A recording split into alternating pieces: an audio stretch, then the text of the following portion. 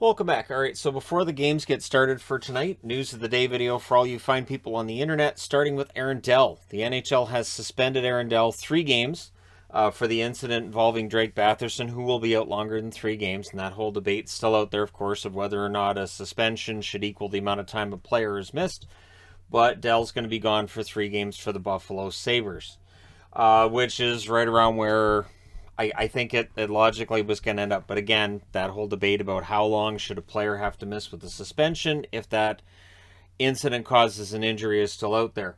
The Pittsburgh Penguins, nice move by them today. I didn't see that coming. Jeff Carter has signed a 2-year extension worth $3.125 million a year. So he makes himself $6.25 million for the next 2 years.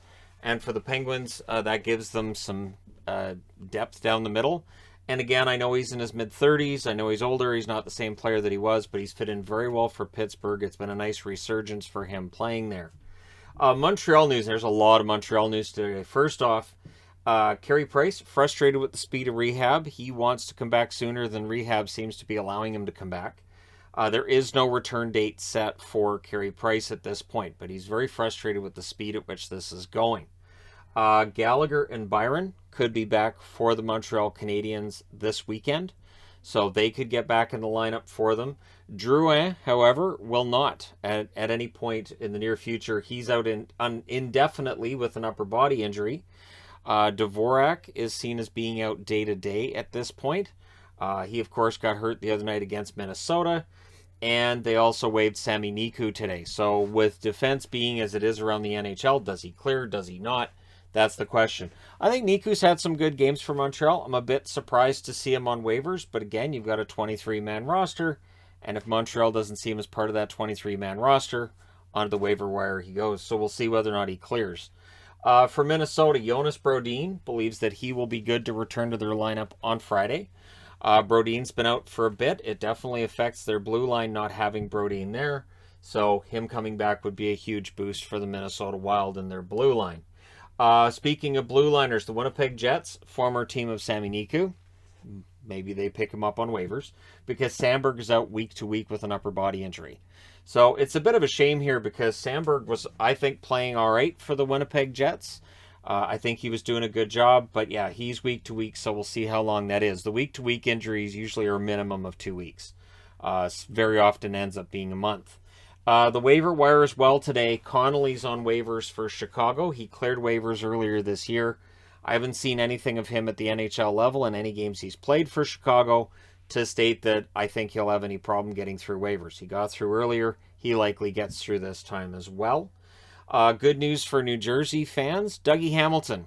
Dougie Hamilton's been out for quite some time now with a broken jaw. He will travel with the team on the road trip. He's been on the ice as well. He's practicing, and so his return date is unknown, but the fact he's traveling with the team is an encouraging sign that he may not be out that long.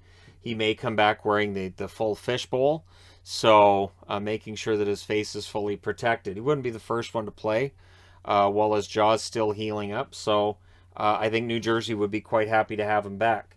With Batherson sidelined, unable to go to the All-Star game next weekend, Brady Tkachuk will replace Batherson in the All-Star game for the Ottawa Senators. So, yeah, Batherson will at least miss through the All-Star break, and we haven't heard yet how long he's going to be out. I think it's, I would think it's going to be at least a month, but again, we'll see, right? They're suspecting a high ankle sprain. They're going to wait until the swelling goes down, take a look at it. The thing with a high ankle sprain is sometimes that can be worse than a break.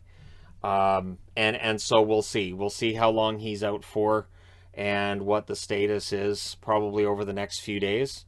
But they're going to be without Batherson for at least a couple of weeks, you'd have to think, probably longer. But there you go. So you guys are all caught up, as I said, for tonight's games. Let me know your thoughts regarding any of these items in the comment section below, as always. Don't forget to hit like and subscribe. If you're browsing your way through, you just happened upon this video. Thank you guys so much for watching, for all your support. I will talk to you again soon.